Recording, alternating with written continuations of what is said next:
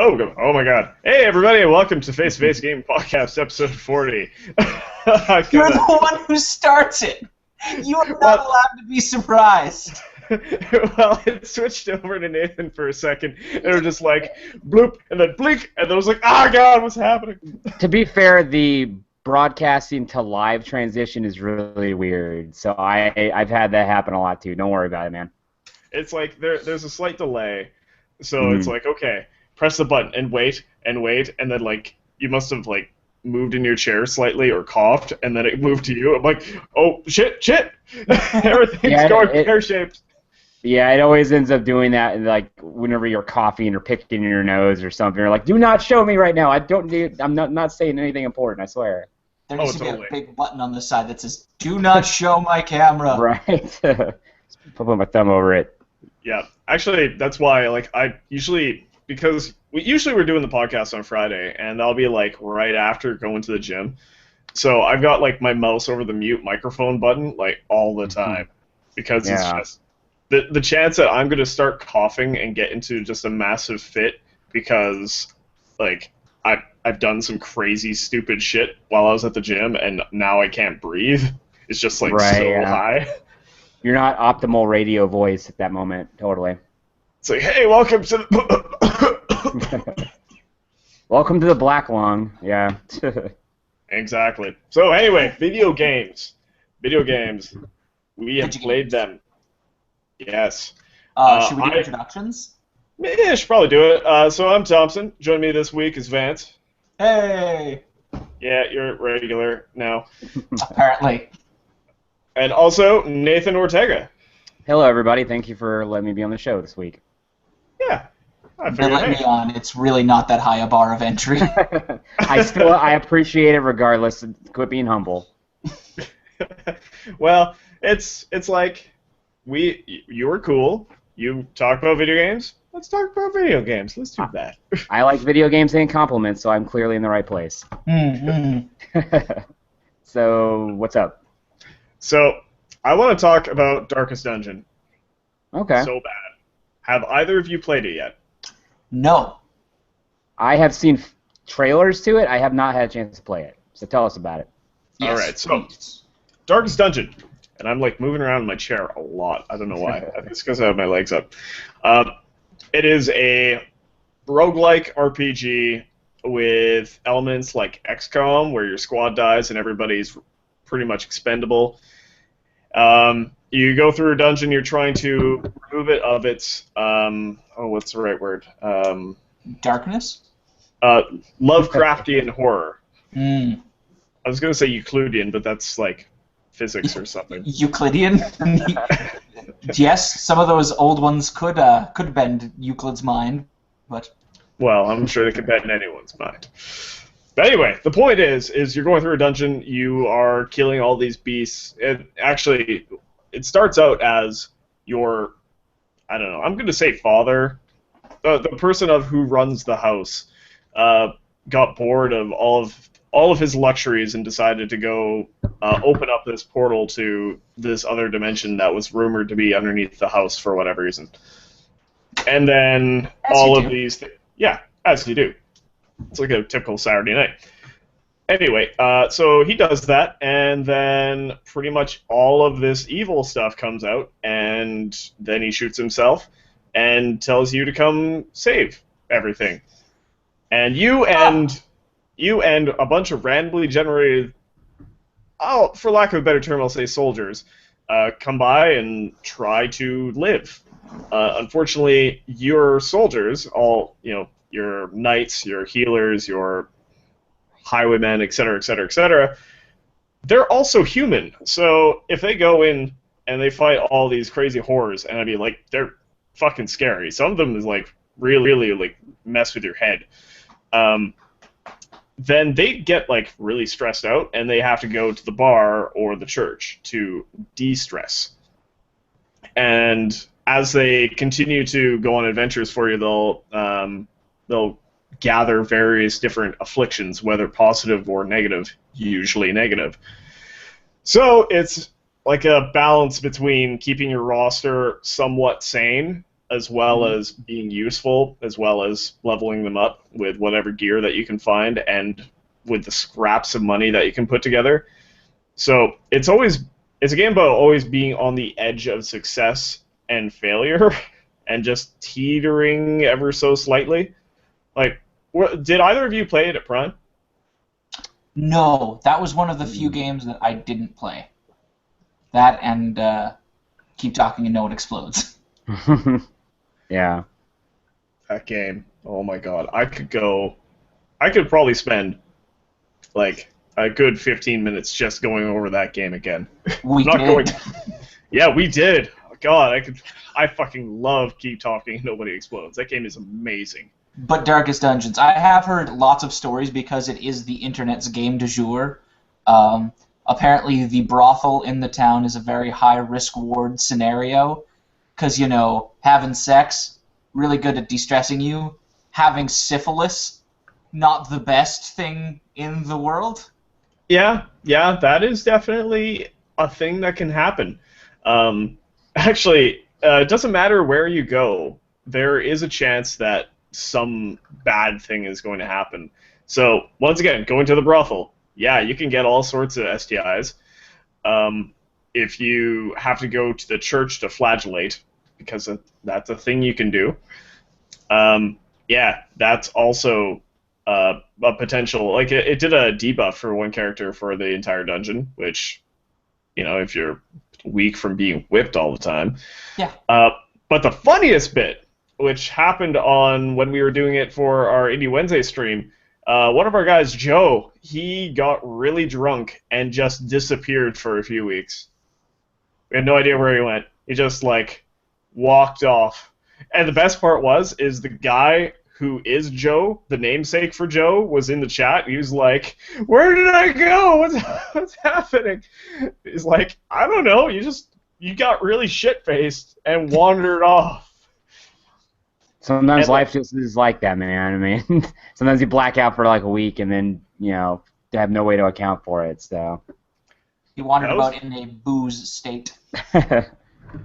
Well, I mean, if you're in the darkest of dungeons for long periods of time, I think that's probably the least of your concerns is lost time at that point. That was PAX South Friday night. Right? That was the whole weekend. Oh, Friday night, I got so drunk, and then Saturday was just hungover city the entire day. But anyway, so I find it a shame that you haven't played it yet, but you guys have to play it. It's so good. Like he was saying, it being the thing that it's the talk of the community right now. So it's definitely on the top of my list of stuff to check out. It's just there's so much coming out every week. It's just kind of hard to keep up with everything. So. Oh, I understand. Well, what have you been playing? Yeah. Well, I've actually just finished a review for an indie game. I write for IndieHaven.com. And I just finished a game called The Ass Kickers. Okay. Yeah, it's like the worst name possible, but it's super it's fully representative of the tone of the game. It's supposed to be this sort of throwback to Streets of Rage and Final Fight and stuff like that. Yeah. But it just feels, I don't know, for me, I came away with it really disappointed because I'm a huge fan of those types of games. And this feels like somebody made a game on Newgrounds a long time ago that's trying to evoke the spirit of those games, and it doesn't work. It's very hard to make those kind of games work right, and a lot of it comes down to is the combat satisfying? Is hit detection actually responsive? Can you actually go up to a dude and easily grab a hold of him and start wailing on him? And this game, you spend half the time flailing into nothing, trying to make your fists connect to the bad guys, and that's sort of a cardinal rule you can't break with these kind of games because it's it becomes this really awful flash game experience that you're just why am I bothering? I'm sick of this 5 minutes in, and that was pretty disappointing. Because it looks cool, it's a really neat 2D side scroller, but the act of playing it is a huge bummer. So that's a shame. That's it has great music, surprisingly. It really has, the soundtrack is super evocative of Streets of Rage, and I could see good ideas there, but it just doesn't really like when the gameplay itself feels really floaty and unresponsive, and you're like seeing the same three enemies over and over and over again. Not even a palette swap. They couldn't even do that. It was like lady and preppy guy with polo shirt and generic thug guy with bandana for like 3 hours straight. After a while, you're like, I just can't do this anymore. I want to. And, I know that the genre is hard to, like, there's very few games that really come out anymore that really are able to successfully recreate that arcade brawler experience. But when you have stuff like Castle Crashers or even Double Dragon Neon existing that do the core tenets of that genre right, it's sort of unforgivable that a game that apparently got initially developed 3 years ago, like, I was reading up on it, and I was like, okay, it's a few guys, it's the first game, whatever, but it came out in 2011, and it just now got released on Steam, and I see no improvements whatsoever in that 3-year window. So I'm just like, you're expecting $15 for that. I cannot believe you. Like, that's insane. Just one of those, like, they had the code sitting around, and it's like, hey, maybe we can make a few bucks on this. Let's just shovel this out. Yeah, I guess so, because honestly, I don't think Get Your Game on Steam is that incredibly. I know that Greenlight is a process a lot of people end up having to use, and that's community centric. You have to get voted in, and if a game just isn't working for a lot of people, then it's going to be hard to get those votes. But it managed, so I don't know what happened, but I don't know. Like, having played it for review, I think colors obviously my perspective on it a little bit, having to play it a lot in a short period of time, but I think if I hadn't been reviewing it, I probably wouldn't have been continued to play it after 30 minutes or so. So that's the downside of having to review stuff rather than just play it on your own terms. Sometimes you gotta take on those titles you may not really be super hyped about, or like you gotta power through it sometimes. But thankfully there are other games I've played lately that have been positive. It's just that one was the most recent one, so I'm trying not to be too negative at the moment. But yeah, that's it for me for now. What about you, Zane? Vance. Oh, I have been playing some Monster Hunter 4. Nice. Came out on Friday, and I got the special edition 3DS. Ooh, product plug. Ooh. That is the nicest looking variant, I think, of that system. Yeah. Sure. I actually even like it more than the Majora's Mask 3DS. Yeah. It's classier. Yeah, it has like a nice solid aesthetic to it. I didn't get too into Monster Hunter 3 Ultimate. I only put in 50 hours or so, which, if you're familiar with Monster Hunter games, is like, oh, so you played through the begining. Right. You almost started the game. Yeah. So, but no, pretty much everything has been improved with this game. The combat is super tight. They took out the swimming, which was very frustrating. And actually, with the new 3DS, the second thumbstick actually works fairly functionally. I'm not going to say it's super great or anything. Like, I would have rather have a full second thumbstick to play the game on, but I mean, it works. I didn't play the other one on 3DS, and I am playing this one on 3DS. So. Yeah, I know that at least because a little bit of time I spent with the new 3DS at PAX recently. Like you're right, it feels functional, but it's not ideal. But it gets the job done in terms of basic camera navigation, which is all really anybody ever wanted it for. I don't think anybody ever intended for it to be an FPS machine or anything like that. Well, that's good to hear because I know Monster Hunter's the big. Like, they have to make that work, otherwise that was sort of the point of that new piece of hardware, right? It's so that they could have Monster Hunter on there and have it work right. And yeah, it's supposed to be backwards compatible with any other CirclePad Pro enabled games. Mm-hmm. So I might go back and check out some of those. I know there's a few games that were... I don't know, the CirclePad Pro was an interesting idea, but if you'd never had one of them, it was the second thumbstick, basically. Mm-hmm. And you just plugged your 3DS into it, but it was this big plastic chunky thing that was thicker and wider than your system was, And so it basically cut down any portability. Yeah, You needed like a bag for it. and the XL one was even worse. It looked like a Game Gear or something. You're just like this giant surfboard of plastic that you have to carry around. You're like, no one's gonna want to do that. Yeah. You're totally right. And so- oh my god, just the concept of having to do that in order to make it functional blows my mind. Well, that's how popular Monster Hunter is. That they go, okay, we'll do whatever we have to figure out a way to kind of make this work for people who are like hardcore into it. Because Yeah. I mean, that's a system seller for a lot of people, especially in Japan. Yeah. Well, and like Monster Hunter is the kind of games where people are putting in 300-400 hours into these games. Yeah. Like the people who like Monster Hunter really like Monster Hunter.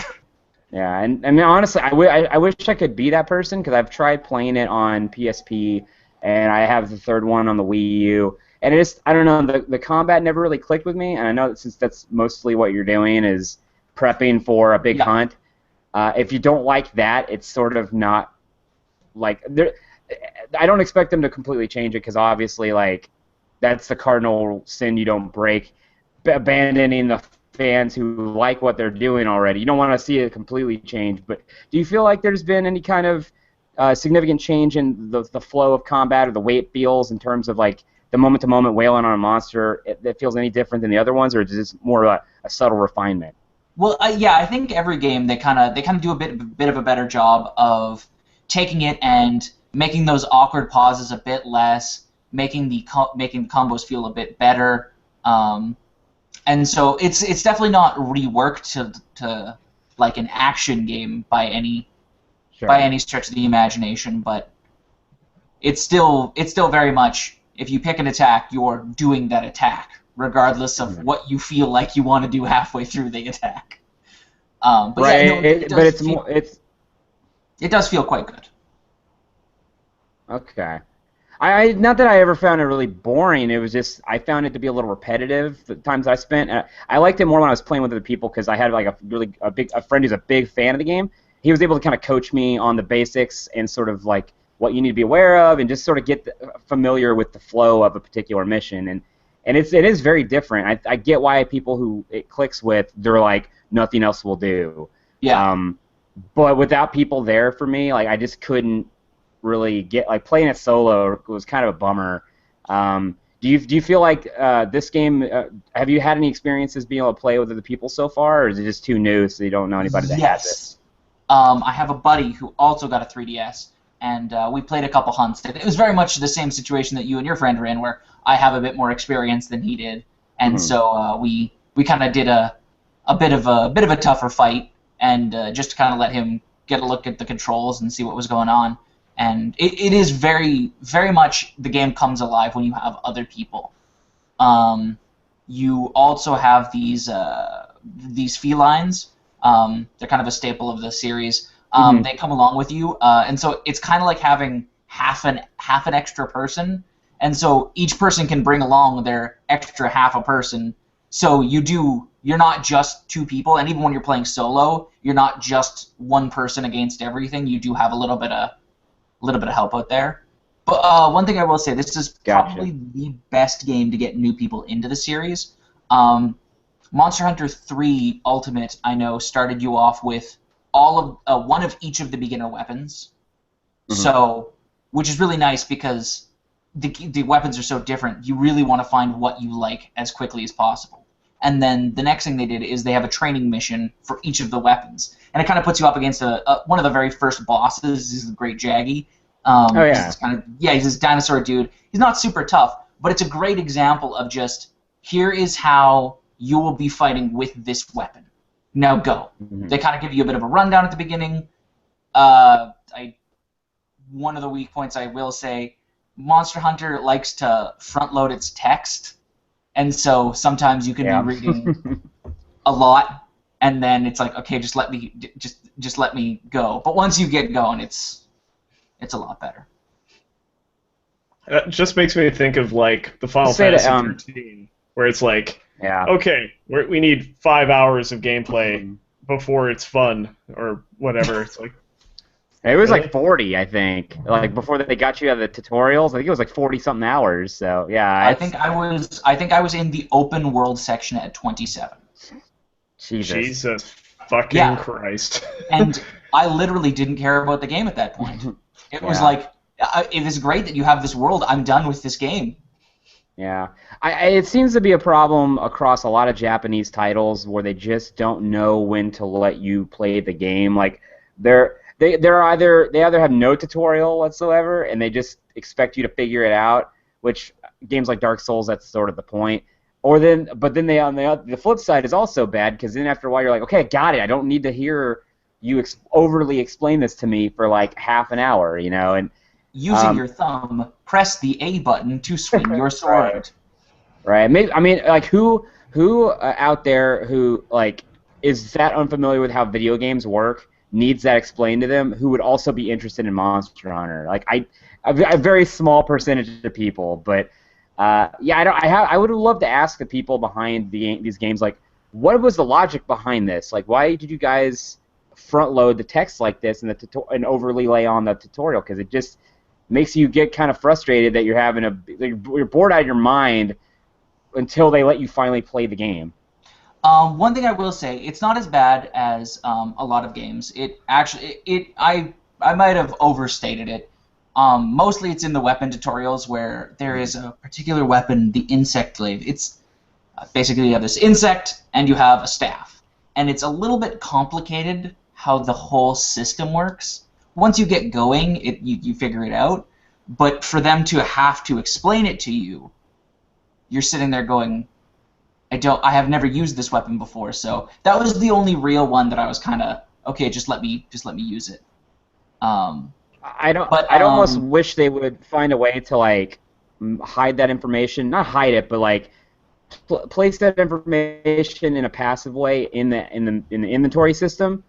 Like when you're looking at a particular weapon, like maybe give you the option to explore that if you want to, but then skip that if you really don't know. And actually, they do. All of the training missions are completely optional, and any weapon you can just go into. You have your hunter notes, and then it gives you all of the combos, like the most common combos for the weapon, and kind of gives you a brief rundown. So it is actually like that. It's mostly just if you actually want to do. I spent a lot of today just running through all of the training missions. And one thing I will say, it actually does give you the option at the beginning of the game to turn off some helpful tutorial stuff. So if you're a fan of the series, you can just skip a lot of that stuff. Where it's just I've played. I know.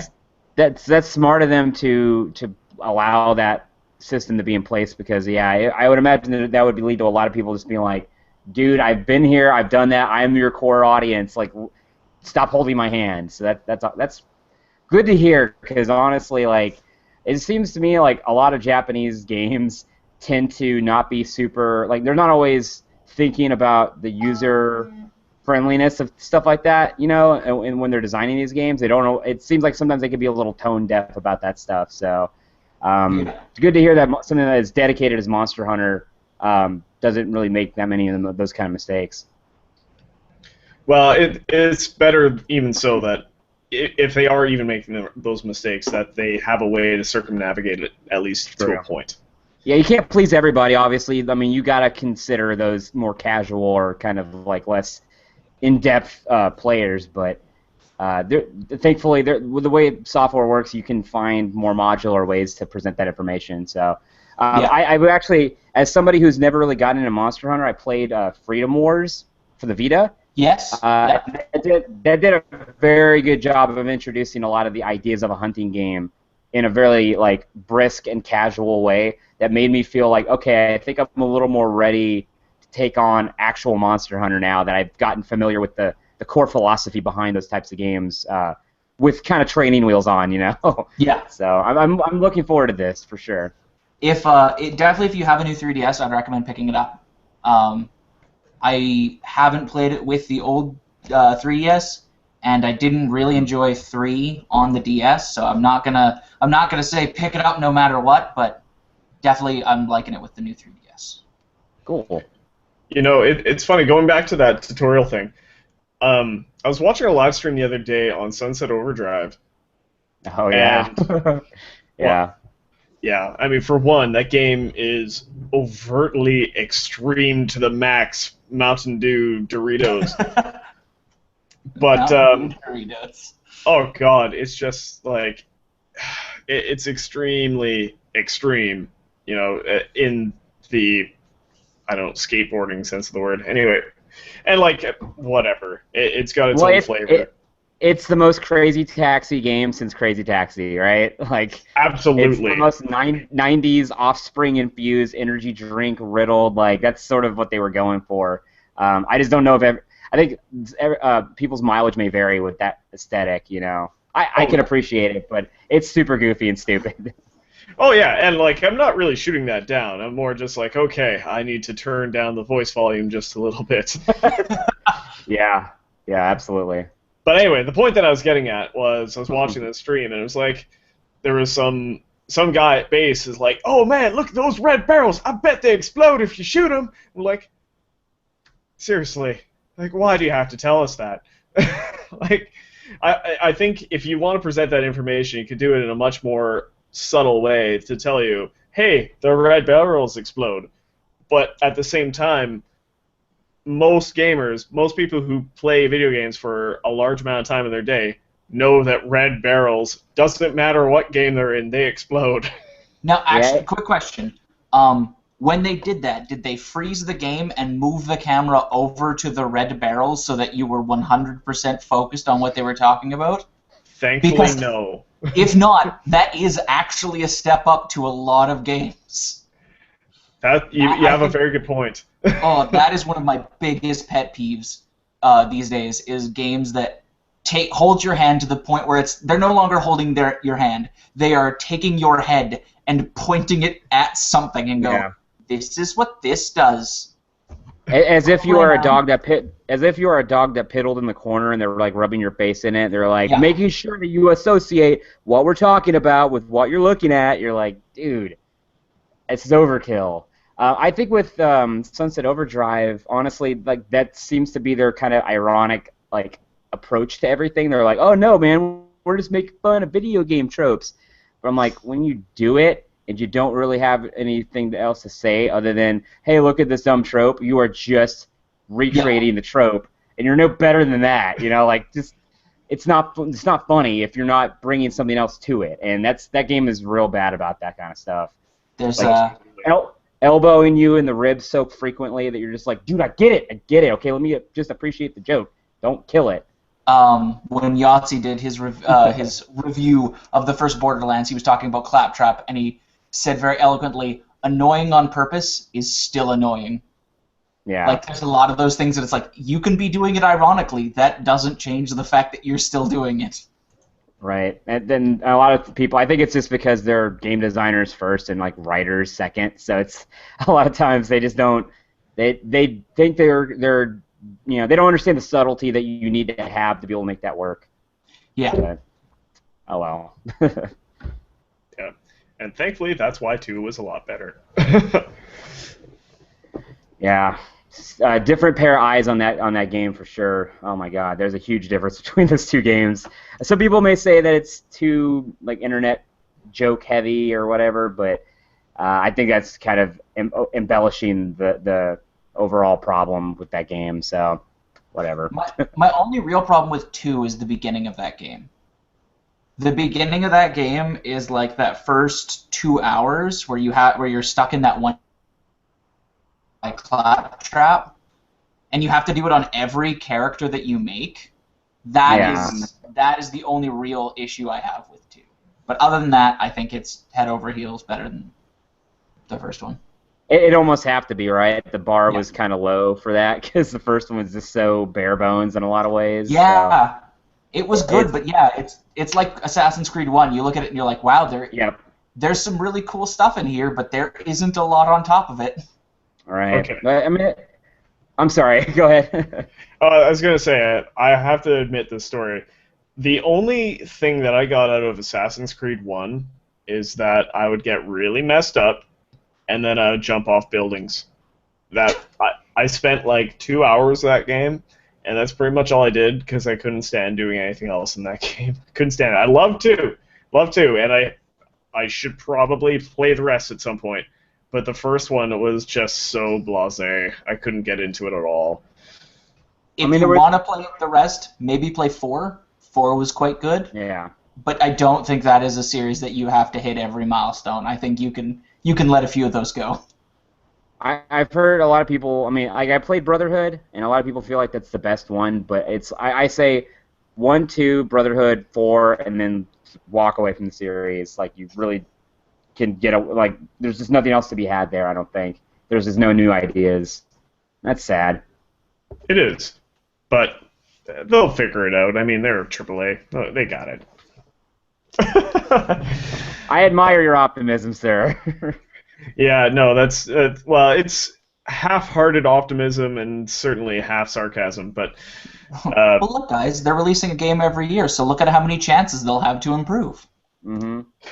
Well, I like the fact that's certainly how executives look at it. Yeah, no kidding, right? Well, I like the fact that at the same time of them releasing Unity, then they also released, I think, was it Rogue? Mm-hmm. Yeah, they released Rogue for like the Xbox 360 and the PS3, and that was like the sequel to the pirating version where you go and be a pirate and be awesome, and that was the good one, but no one knew about it because it was way overshadowed by the Unity release, which one was way more advertised, and B, way more buggy. Yeah. Do you remember hearing about Rogue after it came out? And people were like, "Oh yeah," and they also released this, and it's like, really? Really? That's odd. And no one played it because it was on, Xbox 360 and PS3. Like it just fell under the radar. I remember going into a Future Shop, part of Best Buy, and I walked in there and I was like, what is Rogue? Like I saw it while I was walking out the door. I'm like, what the fuck is this thing? It was like, isn't it Unity? What is this? And I'm like, no, this is definitely something else. And then I just put it away and walked away as fast as possible. But it was just like, there is this other game that apparently exists, and I had no idea. And now it's coming out for, well, I know it's coming out for PC. I don't know if it's coming out for anything else, but I don't know. Yeah, those games. The problem is that when you saturate the market to this degree, it gets harder and harder to get anybody to care because it no longer feels special. There's no ability to build anticipation for it, and so people are incredibly hard to please with that. And when you couple that with not marketing the damn thing at all, is it any wonder why this series has just sort of burned a lot of people? And there's just very little. There are some hardcore Assassin's Creed fans that are still excited about it, but everybody else is just like, what could you possibly do to make us care again? And for a series that has so much potential conceptually to be so by the numbers and uninteresting ultimately, that's such a tragedy of this industry. That it's the same thing with Batman. The Batman Arkham games. They're really well made games that I just at this point have a hard time getting excited for, just because they've just burned everybody out on it. There's just nothing. There's no time for them to come up with new ideas to make it fresh. It's just an expansion pack every year, and every year there are more bugs and things that make it a dicier proposition to even spend your money on it day one. This industry is gonna kill itself if anything if it's gonna die, if it's gonna have another crash, it's gonna be self-inflicted again. So, and this type of crap is exactly why, and that's it upsets me so much because it's so unnecessary. Just give us a year in between, so that absence can let the heart grow fonder, and then we're gonna be more on board with it. Even if it's not a revolutionary thing. Oh, well, totally. I think kind of the thing that's kind of gonna save us now is the fact that it is so much easier to make games now. So the indie scene is there to kind of pick up the slack of, it's interesting that a lot of the big consoles, the things that they tout are their indie lineups. The PS4 is look at these really cool indie games, just the same thing everyone else has, and it's not just the same thing that it always has been. Yeah, the risk is a lot lower, and it gives people opportunity to try new ideas that just it's like the film industry. Everything, all the bigger releases, major Hollywood projects are all really safe. They're mostly adaptations and comic book movies and Transformers and all this stuff that's a known quantity, and so there's just not a lot of risks being taken typically, except for in the smaller independent space. And it's just interesting to see the game industry kind of mirror the transition that Hollywood's had. I hope it continues to grow because I feel like B-level titles don't really get made much anymore. Like they're all trying to be huge AAA releases. Yeah. And so your Darksiders and your Sleeping Dogs and things like that. Games I love just don't really. They're expected to perform like a Call of Duty, and when they don't, the shareholders are like, "What do you mean it only sold 2.5 million copies? That's not near enough." And they count it a failure, and then we don't get another game again because their expectations were too insane. Like I hope that the gap between indie and AAA continues to kind of like narrow rather than stay this huge divide, because we're missing out on so many different opportunities that we could be having if things were a little bit more level in that respect. Well, and there are some companies that are still rocking that line. Like, I know FromSoft isn't. FromSoft is releasing what I would call single A titles, and I don't mean that derogatorily. I mean they don't try to be huge, over-the-top action pieces. They make a solid game. And right, they're not spending $150 million on development, and yet they're probably making money on par with, like, I wouldn't say an Assassin's Creed or a Batman, but they're obviously hugely successful. So I mean, yeah, I think their issue is this, that so many of these publishers now, like, they feel they have to spend the biggest budget possible on a game because they feel like if they throw enough money at it, then it should pay out the same percentage, as a Call of Duty or Battlefield or whatever. And it's just getting through the financial guys' thick heads that it's okay to not make the biggest thing possible. You can still find success in a smaller project. And I think Japanese studios are a little bit more in tune with that because the industry over there is already kind of like become sort of marginalized recently in a global sense. Like a lot of Japanese games are kind of niche now. So they kind of have to develop accordingly, with a few exceptions, obviously. But it's good that those guys are out there. You just don't see that in the West a lot. It seems like everybody is chasing that AAA dragon, and that sucks because it just hurts a lot of projects that should be successful on their own merits, but they're just not. They're not being financially developed properly, and it's really depressing to think about. Oh, absolutely. I mean, and like From Software is probably like, I don't know. I love just thinking about From Software as an example because, like you said, Vance, they're relatively a small company. They're putting relatively a smaller game, but who's all talking about Dark Souls? A lot of people. Like, yeah. It may not be, like Call of Duty or anything like that, but like a lot of people are playing these games. A lot of people are like really into these games. I know when Demon's Souls originally came out, I put 25, 30 hours into one character and just kind of left it at that. But then Dark Souls came out, that was another 100 hours. Dark Souls 2, even more. Like those games have a really tight audience because they're making a good game first and foremost, and they're making it with new ideas and new thoughts. Even Dark Souls 2, like, which is a sequel, still has a lot of fresh stuff going for it. Mm-hmm. So, like, it needs to be done. Like, you can't put out a game every year that is a sequel to something else and expect anything to work. Like, it's just, oh my god. Cesar in the chat says, just imagine what an indie dev studio could do with a portion of the AAA budget. God, I know, right? That would be insane. Also, Vance dropped out, but he'll be back later, I'm sure. No, that's cool. Yeah, it's funny because, like, you see these projects being handled like the Ubisoft, the UbiArt Engine projects, like Valiant Hearts and Child of Light, and you can see what people working in the AAA space can do when given a smaller scope and budget. they clearly, the guys have good ideas. It's just that they're not always allowed to run with them because it's such a risky proposition to run a new idea up the flagpole. So for a lot of reasons, I can kind of get it if I was the a producer on a particular title. Like, you don't want to go too out there and then completely alienate people, or run an idea up that sounds cool and execute in theory, but then when you're actually applying to the game, it completely kills it. There's a lot of risks involved in making something like an Assassin's Creed.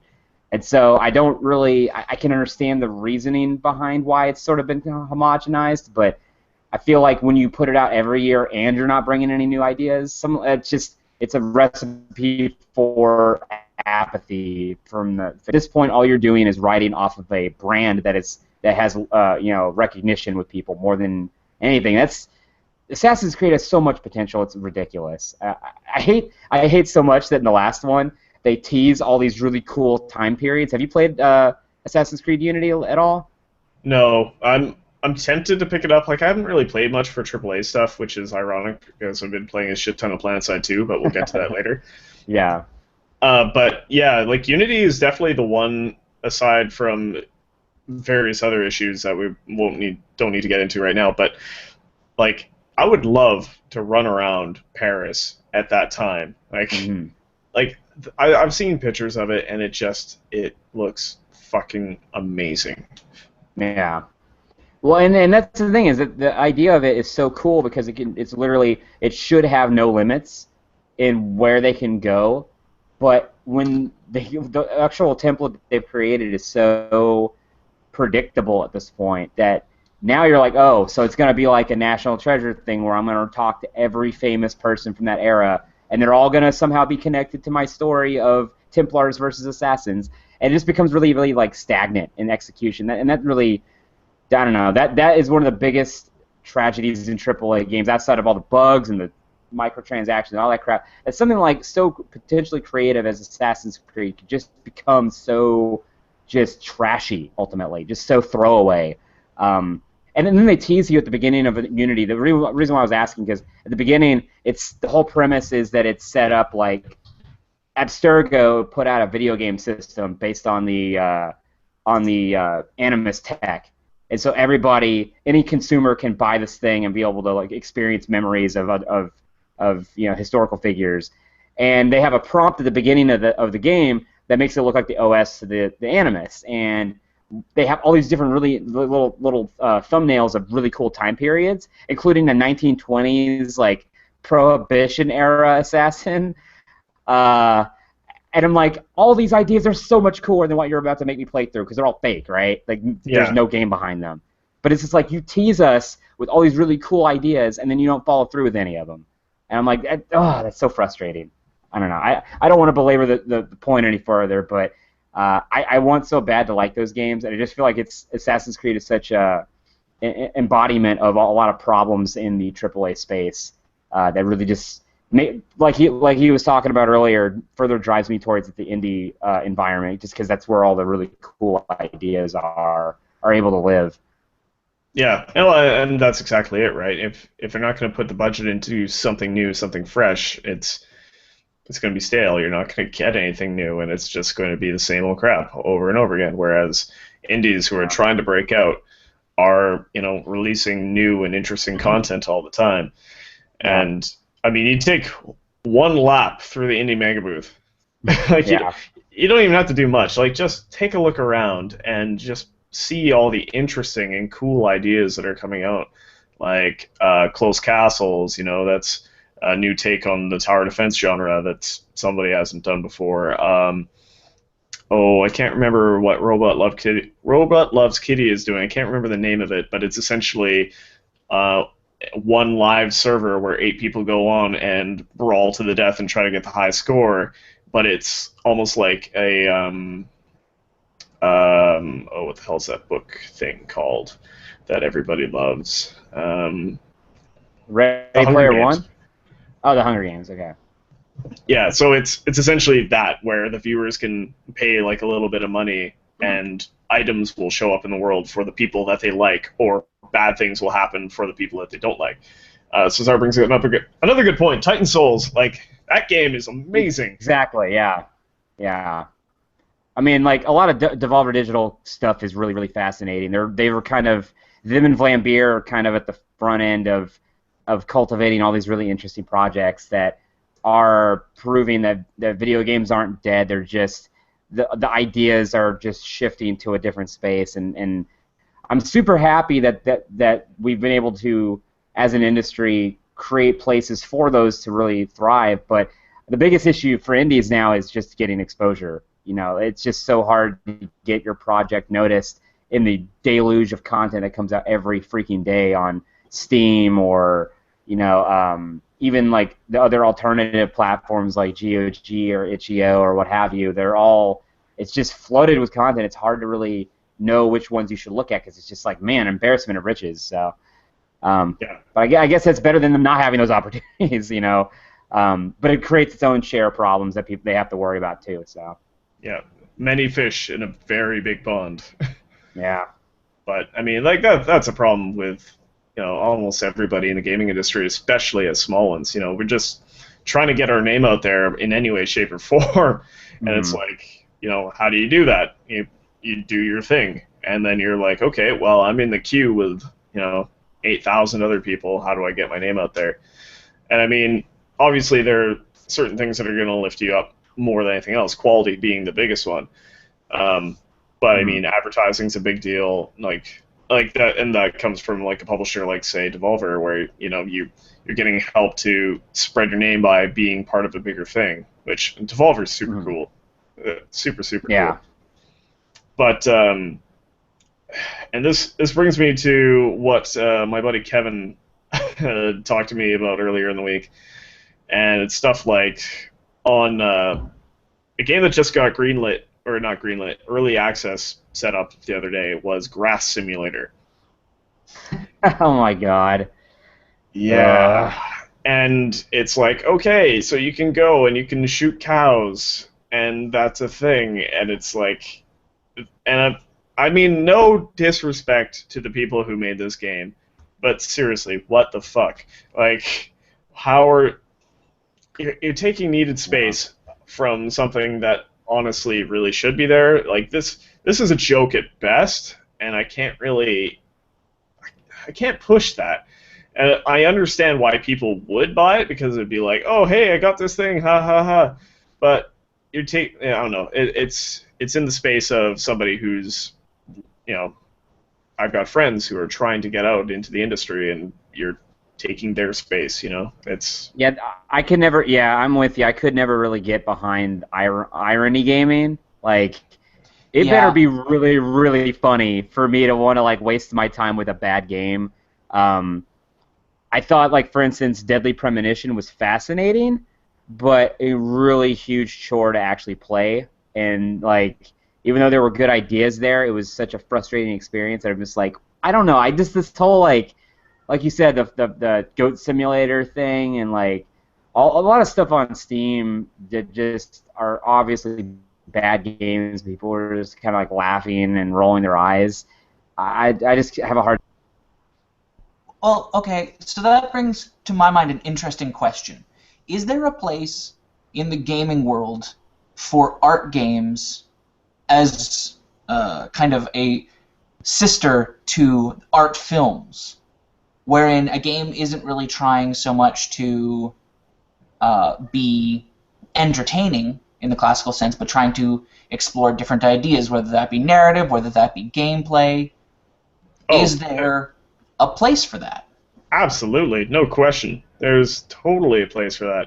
Yeah. I mean, you think about, like Thomas Was Alone, or you think about, hell, half the stuff that's on Itch.io. Like, there is absolutely a market for it, and I mean, it's, you know, it's not getting as much coverage as it probably should, but I mean, yeah, totally. I think that stuff absolutely deserves to be here. Yeah, I would equate. Well, you said it was farm or not farm simulator. Did you say cattle or cow simulator? Grass simulator.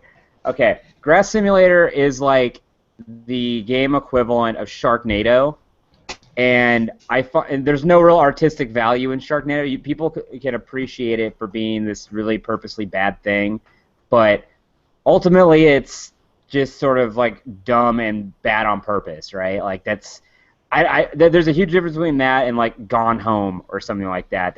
Or Proteus that's trying to be an experiential, title that has merit or has something to say. Like there's something there as opposed to this sort of like let's just crap out a game on Unity that is bad on purpose because the physics are crazy and we can kind of have a few laughs at it.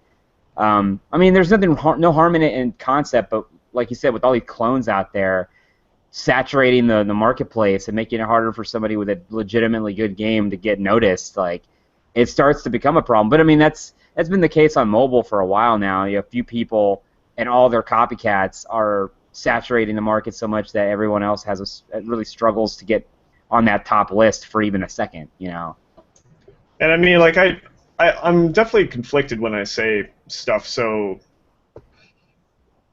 like absolute when it comes to something like that, because as like if I were a very, very, very small just beginning game developer and I want to just do anything really, like come up with an idea, make a game, publish it, and get it out there, like just do that. Like you should be able to do that, and you need to be able to do that just to get the experience, and maybe a little bit of scratch too. Like that's definitely it's the end goal to make games. But unfortunately, that also leads to like a saturated market, and I don't know. I absolutely hate striking it down because I think of so many friends who they've done that. They've made mobile apps where it's a small game that is a tried concept that's been done so many times, but like that's their stepping stone and getting further.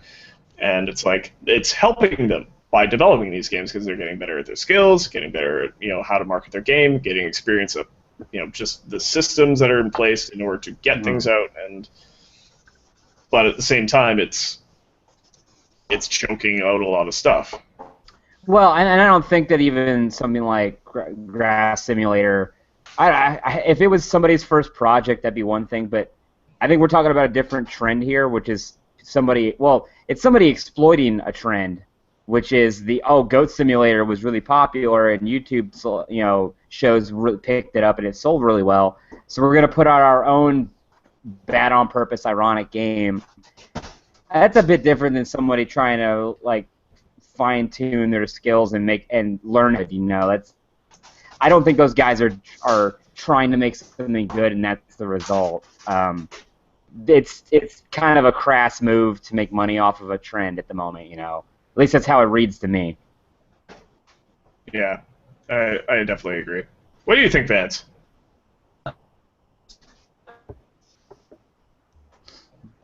I think his internet is not happy with him right now. Possibly. Yeah, it's Saturday night. Internet tends to get all wonky, so I feel for you, man. While he's getting that figured out, what have you played anything else lately, or was it mainly just like what you talked about earlier? Well, like I said, been playing a lot of PlanetSide 2. There's not very many new concepts or ideas to be said about that game, other than the fact that it's a shooter game. You man shoot, and then you get stuff. But a bit of a grind fest, but it's a lot better than the beta used to be. The beta was so bad. The beta was like massive, massive, massive grind fest, whereas now it's, if you actually put in some time, you will get somewhere. It's just nowhere near as bad as it used to be, so that's good. And then the other thing that also just came out was Apotheon. Yeah. Yeah, so for those uninitiated, 2D side-scroller borrows a lot of concepts from Dark Souls, where your combat is very particular. You need to make sure that you swing at the right time, dodge at the right time, and so on and so forth. And it's got an extremely cool art style. I love the art in that game. And yeah, I think it's a lot of fun. Van says I'm going to bow out. My internet is too unstable. Sorry. And that is okay. we're almost done anyway. Yeah, I mean, he made it through most of the show. Honestly, it's tough. So, like I said, Saturday night there's heavy traffic between Netflix and games and just general internet stuff. So Porn. we're lucky. We're lucky. Yeah, a lot of that. It's Valentine's Day, so there's a lot of lonely people. Yeah, so it is right. yeah, so it's good that he made it through most of the show. That's pretty miraculous. But yeah, I know on Apotheon, like I'm with you. I really love the look of it, and the voice acting was a lot better than I expected. I didn't know they had voice acting before I started playing it. I'd seen it at shows, but never really got to hear the audio side of things. But it's surprisingly authentic voice acting in that game. I was really impressed. Oh yeah, absolutely. Like the story is so well presented. Yeah. And Which they really didn't need to have much of a story, honestly. A lot of games just ride off of gameplay and art aesthetic. But they do a pretty good job of weaving a pretty genuine feeling like story in that setting. And yeah, I really the combat is surprisingly like every conflict feels like you could easily bite it pretty quickly if you're not careful. But you feel that much more triumphant when you're able to like take out 4 or 5 dudes like rapid fire without them landing a single hit on you. Like it's exhilarating. Oh, totally. I mean, like I don't know about you, but I'm playing on champion mode. And it's like la-di-da. No, I'm not. I'm on the normal like pansy mode. yeah, it's probably proven to be pretty damn challenging. Well, it sort of is. To be fair, I was also part of the beta because I know the game developers. But yeah, so it's not easy on champion mode. But like say the ride over the river Styx was interesting. I'll say that much. And it was in the video that we recorded the other day, but it's essentially like just guys coming out of the Lordworks, like climbing onto this boat that you're on, and it's just like, okay, I've got this much space to move on, and there are 6 enemies trying to stab me. How do I not die? And on champion mode, your attacks get canceled if you get hit. So, Jesus. Yeah, you have to really, really move. And it's like having a pointy stick is almost just the better thing than, just trying to go ape and go to town. So, but yeah, I really, really, really dig that game, and I think everyone should at least go out and try it because it's a good platformer. The controls feel really good. Like I play with a controller. Do you use controller or keyboard and mouse? Yeah, I have it on PS4 since it was free with Plus this month, so I played it with a DualShock 4, and it runs really smoothly. Yeah, I was surprised because I thought like the right analog stick handling the direction would be like frustrating, but it works really well so far. Yeah, and have you played multiplayer yet? Not yet. No, is that something I should look into? Yes, totally. Okay. It does require a bit of dexterity in order to wield the controller to do the multiplayer because it's a pretty solid game. It's not as pick up and play as, well, I don't want to say Towerfall as an example, but Towerfall, like Towerfall is like #1 in my books. Like definitely the best local multiplayer game I could ever ask for. Like definitely #1. But yeah, like Apotheon takes quite a bit of skill in order to figure out the controls if you're going to play multiplayer. Oh, but that said, co-op is coming out in a couple months. Oh, really? I didn't even know that was coming. That's awesome. Or was it a couple months or a couple weeks? It's coming out in the future. Soon, yeah. Yeah, in the near future, and I think that will, I think that's going to make the story really good. Because I mean, it feels good just to go, but I mean to bring someone else with you and to do the fights, like I think that'll be an amazing feature. Yeah. Well, those type of games, especially, like I feel like, because it has kind of a Metroid Castlevania style level progression, right? Like the little bit of time I spent, it felt like that type of game where you have a wider environment and you're kind of like going on various missions that take you in different directions, right? Yep.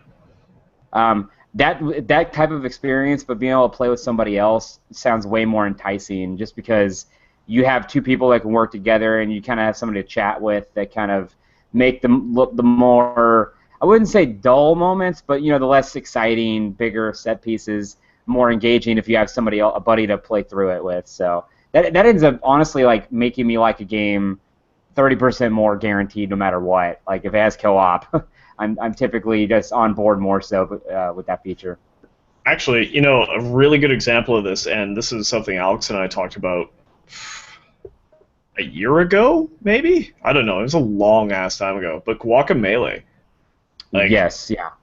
the co-op in that game, like you thought the game was okay, like it was average, and then he came over and we played it co-op, and it was like the most fun, just because we're brawling, we're beating the shit out of everybody, and we're both getting a chance at doing the really difficult platforming, and we're just we're doing it together, and it took it from average okay to like okay, I can properly recommend this game. Yeah. Well, in that game, like they don't hold your hand with the platforming segments, and having two people have to do it like at the same time could get really crazy. But like when you both get in that rhythm and you both kind of like understand how you need to platform in conjunction with your co-op friend, it becomes an entirely different experience, and it's really, really cool. Oh, totally. And the best part about that multiplayer too is that there's so many different types of platforming in the game where you have to like the screen scrolling or something, and you really have to move, or you're like switching between light and dark, and you really just have to time everything so perfectly. Yeah. You can just press select, and you're a bubble now, and you can let one person go do it, and then you can just swap out, and like having that ability, because like honestly, like did I play? Yeah, I did play it with my wife. I did play it with Athena, and she was not well. I mean, she was okay at some of the platforming. She did okay, but I mean, I am definitely the gamer of the household, and to see like some of the really crazy platforming they have to do is like there's just not a chance. Yeah. But having that ability just to be like, okay, I'll just run through this, and we'll swap in, and we're good to go, and we're back in the action. Like that's great. So, it's one of the best contributions that New Super Mario Brothers had, right? Is the bubble up feature that every other co-op game of that sort needs to follow through with. Like that's just such a genius solution to frustrating moments in those types of games. Oh, absolutely. I mean, like to throw co-op in, like that's great, but to be able to allow people with mixed skills, mixed, I was going to say something else akin to skills, like a different proficiency to be able to, to perform at one thing better than the other and get through it together as a team. Like that's really cool. So. And it's hard to do. I mean, like you can't like we were saying earlier, you can't really please everybody all the time, but you have to try to make your game adjustable to people of all different skill sets or like you said, gaming proficiency. So I mean, that's a really smart solution for that type of game. And it's funny how many games out there, Rayman Origins and Legends doesn't really let you do that. I mean, granted, they have that whole other thing where you're kind of like on different planes, so that way you can't directly interfere with the other person. Like that and Little Big Planet let you do that, where they were just one person would be kind of in the background, and that way you're not tripping over each other. But it's such a little thing that can make a huge difference in those types of games, and yet so many developers forget that. Oh yeah, totally. Well, I guess Little Big Planet, you could actively kick the shit out of each other. You can, but you can also.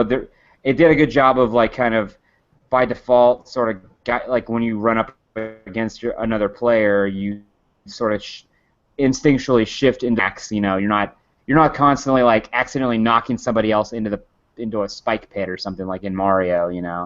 Yeah, exactly. You're not, or say Battle Block Theater, where it's like, well, that's above actively hurting the other player. That is like, I'm going out of my way to throw you into this spike pit because why? Why the fuck not? Yeah, that game is based on malice for sure.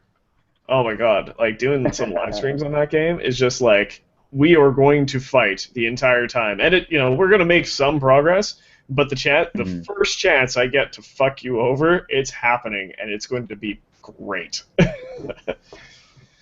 But anyway, we are over time, so we should. All right. No. Whatever. I mean, it's not like we're strict on a schedule or anything. Just figure, hey, Yeah.